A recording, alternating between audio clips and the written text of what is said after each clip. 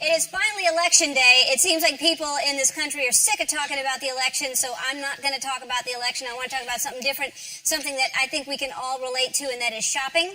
Now,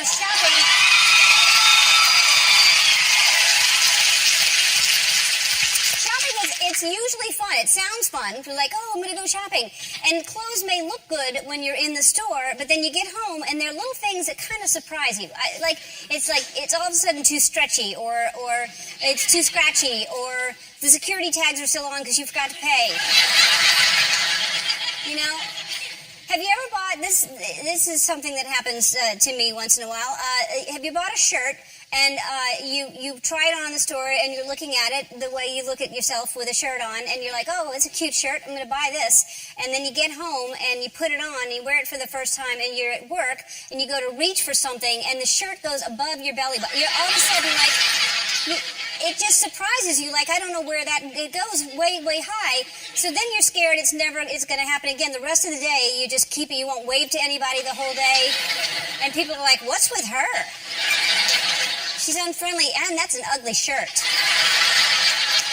I'm assuming that's what they think. I don't know. And have you ever bought a pair of new shoes? Anybody? Yeah. Oh, we have so much in common. So, here's something that happens when you try new shoes on. Suddenly, we try out shoes like we've never walked in our life. We do things that we'll never do. We put them on and we go...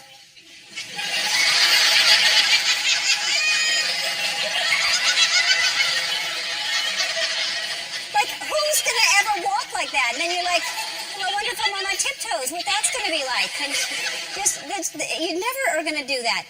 It's hard to tell how it's going to look too, because that little mirror is just on the ground. You're like, are those my feet? Or I don't even know how they look with the rest of me. That's a tiny mirror, and then you're squatting down to see yourself in the mirror with your shoes. And of course, the salesperson convinces you because they've got that metal thing that proves it's all perfect. Because that metal thing, first of all, the metal thing doesn't work. The width and the length and the... But they say you're not supposed to have too much room with your toes, and they're like, no, it's perfect. Your toes should be jammed up against the end. And you're like, okay, so you buy them, and peer pressure, and then you wear them to work, and then they squeak. And then it didn't squeak in the store because there's different flooring that's squeak. They never ever squeak in the floor. And I think that there's a certain kind of carpet that shoe stores have that are squeak free.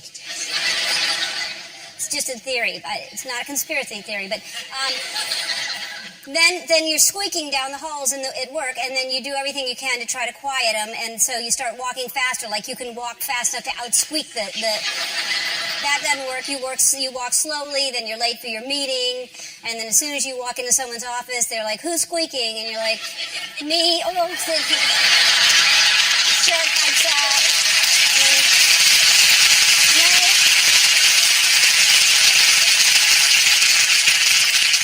Let me give you some advice on how to avoid these problems. Get your shirts and your shoes from Ed by Ellen. They're the perfect length.